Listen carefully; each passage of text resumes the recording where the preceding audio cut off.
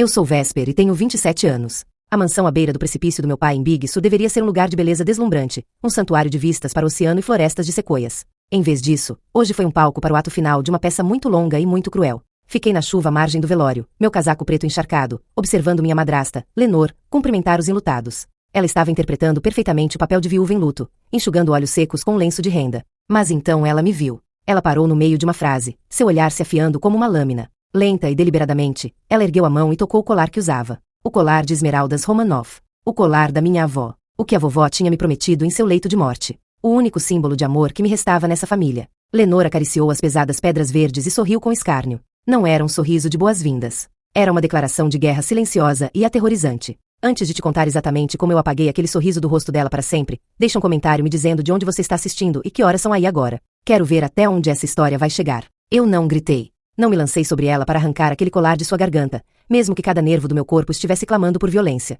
Era isso que a velha Vesper teria feito. A filha emocional, aquela que poderiam dispensar como histérica e instável. Em vez disso, simplesmente virei as costas para ela e caminhei em direção à mansão. Os convidados sussurravam enquanto eu passava, provavelmente comentando sobre minha frieza, sobre como eu não estava chorando sobre o caixão da minha avó. Que falassem. Minha dor hoje não era um casaco pesado. Era uma arma, e eu estava prestes a desembainhar. A casa se erguia à minha frente, uma monstruosidade modernista de vidro e aço empoleirada à beira do precipício. Não parecia um lar. Parecia um ativo, frio e austero, exatamente do jeito que minha madrasta, Lenor, gostava. Ela tinha passado os últimos 2 anos transformando o santuário quente e caótico da minha avó nesse museu esterilizado. Ela pensava ter me expulsado completamente dali. Ela achava que ao me proibir de visitar e bloquear meu número, tinha cortado minha conexão com esse lugar. Mas Lenor cometeu um erro de cálculo crítico. Ela esqueceu o que eu faço para viver. Sou contadora forense. Não procuro sentimentos. Procuro discrepâncias. Procuro a verdade escondida nas margens dos livros contábeis e nos registros de data e hora dos logs digitais. E 3 meses atrás, antes que o silêncio tomasse conta completamente, minha avó conseguiu me enviar um último e-mail criptografado.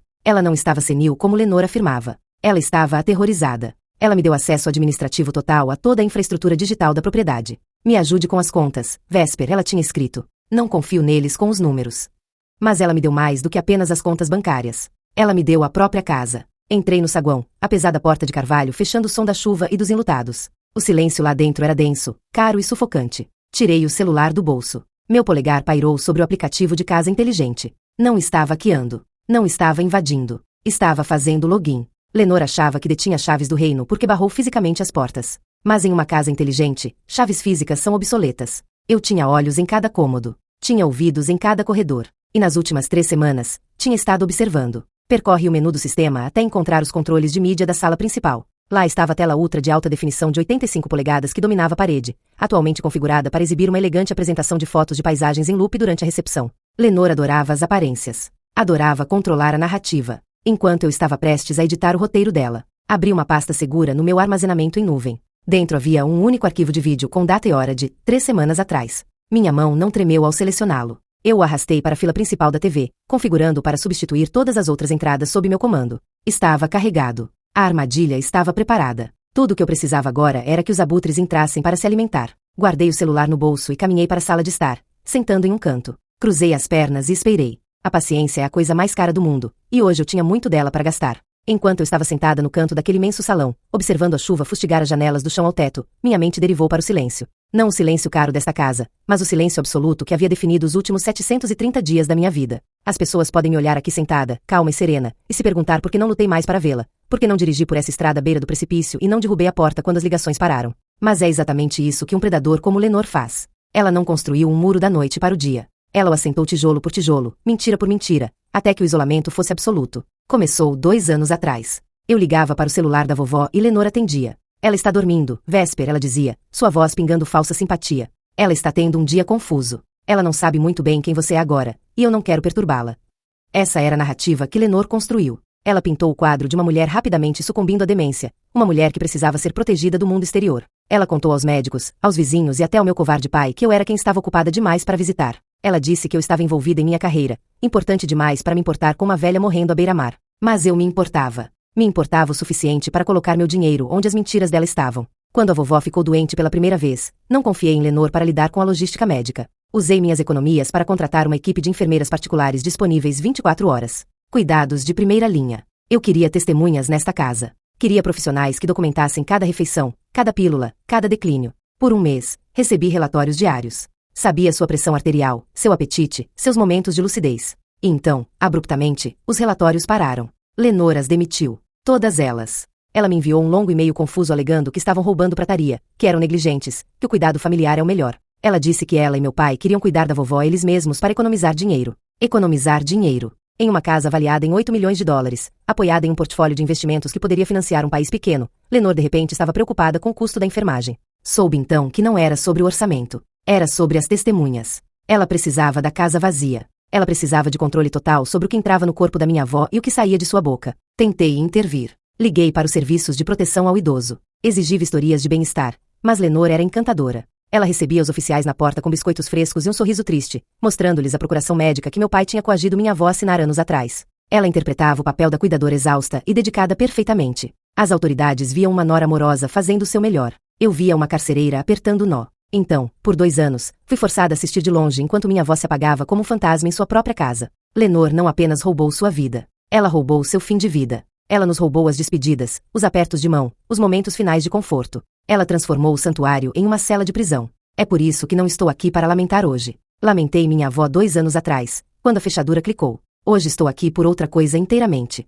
Estou aqui para acertar o livro Razão. E se há uma coisa que uma contadora forense sabe, é que toda dívida eventualmente vence, geralmente com juros.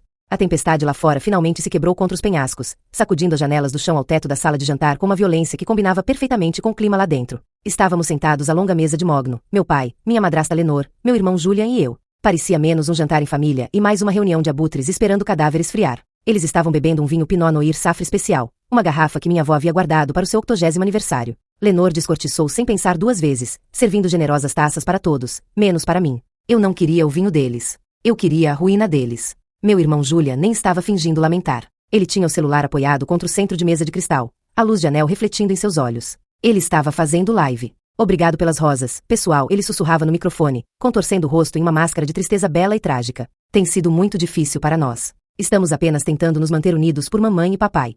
Ele olhava para a contagem de espectadores, um lampejo de dopamina atingindo seu cérebro enquanto os números subiam. Julian tinha 24 anos, estava desempregado e estava completamente convicto de que era o personagem principal da realidade. Para ele, a morte da vovó não era uma tragédia. Era conteúdo. Vesper, disse Lenor, sua voz cortando o ruído ambiente da tempestade. Ela deslizou um grosso envelope cor de creme pela madeira polida. Ele parou a centímetros da minha mão. Precisamos discutir a logística. Seu pai e eu conversamos e queremos ser generosos. Sabemos que você tem passado por dificuldades. Olhei para o envelope, depois para ela. Eu não estava passando por dificuldades. Era sócia sênior em minha empresa. Mas Lenor precisava que eu fosse a fracassada. Era a única maneira de sua narrativa funcionar. Abri o envelope. Dentro havia um documento legal, nítido e pesado, uma escritura de renúncia e um acordo de não divulgação. Anexado à frente estava um cheque administrativo. Olhei para o número. $5.000. Estamos quitando sua parte em quaisquer reivindicações potenciais, Lenor explicou, tomando um gole do vinho roubado. É muito dinheiro, Vesper. Vai ajudá-la a se reerguer. Tudo o que você precisa fazer é assinar, pegar o cheque e ir embora. Achamos melhor que a propriedade fique com as pessoas que realmente estavam aqui para cuidar dela. Olhei para meu pai, Arthur. Ele estava olhando fixamente para o prato, cortando seu bife em quadradinhos precisos. Ele não encontrava meus olhos. Nunca conseguia. Era o homem que tinha me ensinado a andar de bicicleta, que tinha me lido histórias. E agora estava deixando sua esposa me subornar com migalhas para me apagar da minha própria família. O silêncio dele era mais alto que o trovão lá fora. Não vou assinar isso, eu disse. Minha voz estava calma, quase entediada. E não preciso dos seus $5.000.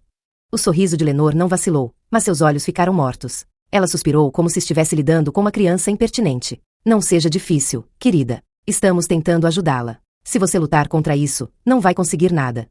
A vovó mudou o testamento 3 semanas atrás. Ela deixou tudo para nós. A casa, as contas, as joias. Ela sabia quem a amava de verdade.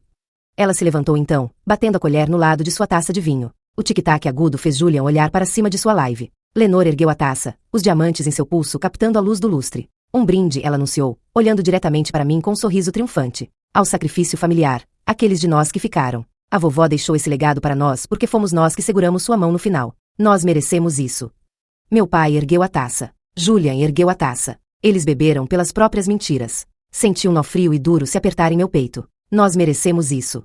Esse foi o gatilho. Essa foi a permissão que eu precisava. Coloquei a mão no bolso e desbloqueei o celular. Lenor pensava que estava celebrando uma vitória. Ela não percebia que estava em cima de um alçapão e que eu estava prestes a puxar a alavanca. Não interrompi o brinde com palavras. Palavras permitem debate, Gaz Liguin, o tipo escorregadio de negações em que minha família se especializava. Em vez disso, simplesmente toquei o ícone de play na tela do meu celular. O sistema de casa inteligente respondeu instantaneamente. A música jazz ambiente e educada foi cortada. As luzes da sala de jantar escureceram para um nível cinematográfico, mergulhando a mesa na sombra. A única fonte de luz era a colossal tela de 85 polegadas na parede ao fundo, que de repente se iluminou. Lenor congelou, sua taça de champanhe parada no meio do caminho até a boca. Julian abaixou o celular, o brilho de sua live iluminando sua expressão confusa. Na tela, o carimbo de data e hora indicava 3 semanas atrás. A imagem era nítida como cristal, a filmagem de segurança da cozinha. Mostrava Lenor de pé na ilha de mármore, usando seu roupão de seda da manhã. Ela parecia relaxada, cantarolando uma melodia enquanto usava um almofariz e pilão pesados para moer um punhado de comprimidos brancos em um pó fino.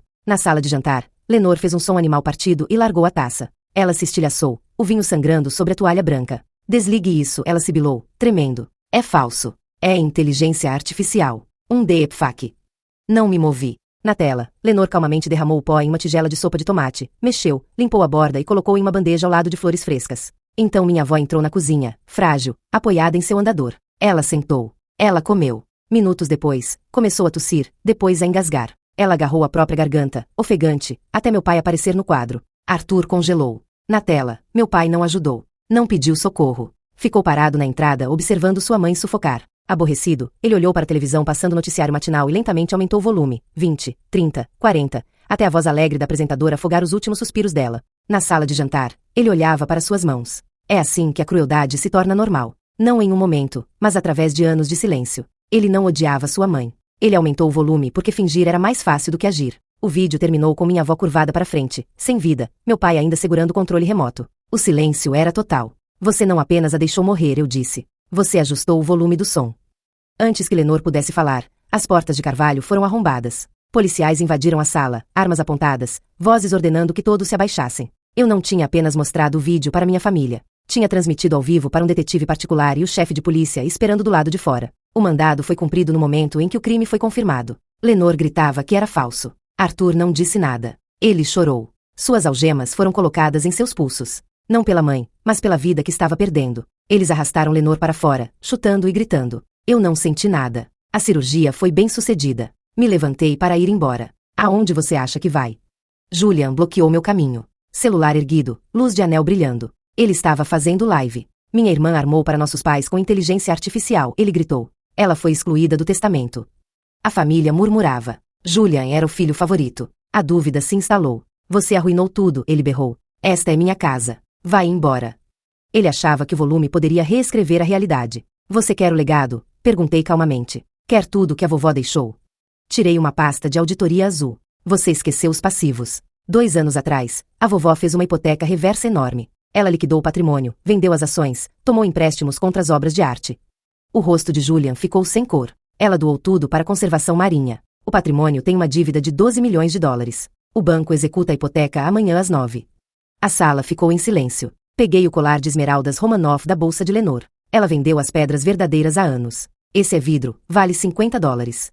Joguei para ele. É tudo seu, eu disse. A dívida, as joias falsas, a casa vazia. Seja o rei do nada.